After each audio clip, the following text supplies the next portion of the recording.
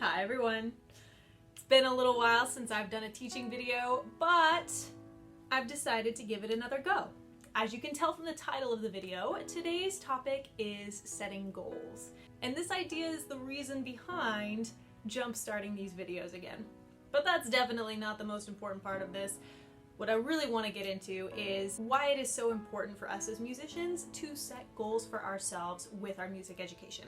We've been talking about this in lessons a lot the last couple of weeks because, in my opinion, September is a fantastic time to do such a thing. But what I'd like to go over today are 3 different ways to think about what a goal actually is. The word goal has a lot of different meanings and uses, and sometimes when we think of the idea of setting goals, it can feel intimidating and vague and sometimes even pointless.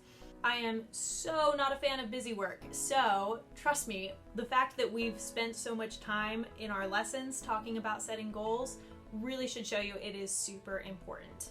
So there are 3 synonyms for the word goal that I want to kind of dive into today, and I think they'll really help you think about the goal setting process. The first one is the word dream. When we talk about setting a goal, a lot of the time what we're really doing is dreaming. It means thinking about questions like, if you had a dream song that you could perform, what would it be? And when you dream about your future as a musician, where do you see yourself? What about those dreams feels impossible or out of reach? This is important for us as musicians because framing goals like this actually makes it a lot more fun. All you're doing is imagining all the possibilities of the future. What would you do if you knew you could not fail when it comes to your music? Dreaming about your musical goals can make a huge difference with your motivation and actually help you be more successful by picturing your future success.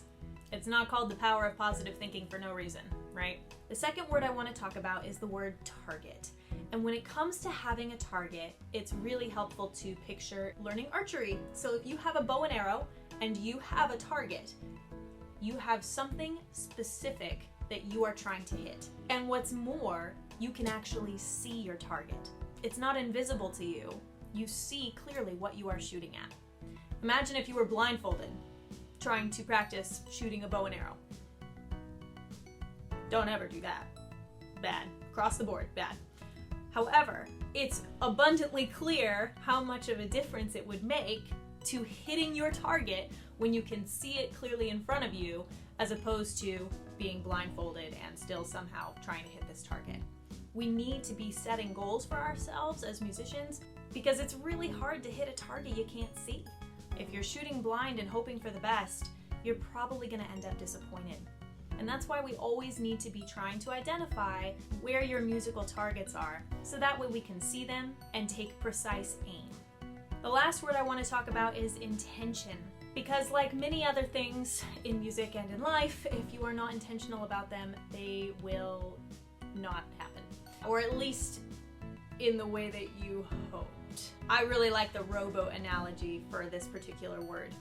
If you are in a rowboat and you are on one side of a lake and you have a destination on the other side of the lake somewhere, and you know you want to get to your destination, but you don't bring any oars with you, and you get in your rowboat and push off from shore and just drift aimlessly.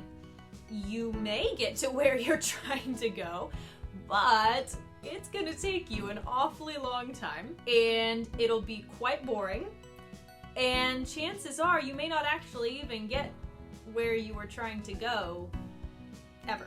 But if you bring oars with you, you can intentionally move yourself in the direction that you wish to go. You're going to get to your destination way faster, not being bored out of your mind because you've been drifting on a lake for what feels like your whole life, and you're also going to be able to effectively move yourself exactly where you want to go. Intentionally going in the right direction can make all the difference in your music study. And nobody wants to look back and think, if only I had pushed myself a little bit more in this direction, I probably would have achieved my goal and had a better time doing it. So you can see, setting goals does not have to be this nondescript, bizarre, undefined thing. If you simply try to identify what your dreams are for your future as a musician, which targets you want to aim at and improve in, and which direction you want to move in intentionally, you're setting yourself up to grow and learn and improve your music the best way possible. So that brings us to the teaching videos. When the whole studio went virtual, I did one teaching video every week, and it was exhausting. It is so much work. If you've ever tried to put together a video for anything, you know. It's a lot of work. However, I do really enjoy making them, and I love the extra value I feel like I can provide this way to the studio. Sometimes your goals change, and that's okay. It's normal, it's expected. My goal has definitely changed with these videos, so from this point on, we're gonna see how we do with one video a month. The goal might change again, maybe by the end of this year. Who knows? The point is, when you actively have a goal-setting mindset, you are constantly evaluating ways that you want to improve. Your best chances of becoming the best you can be include chasing a goal-setting mindset.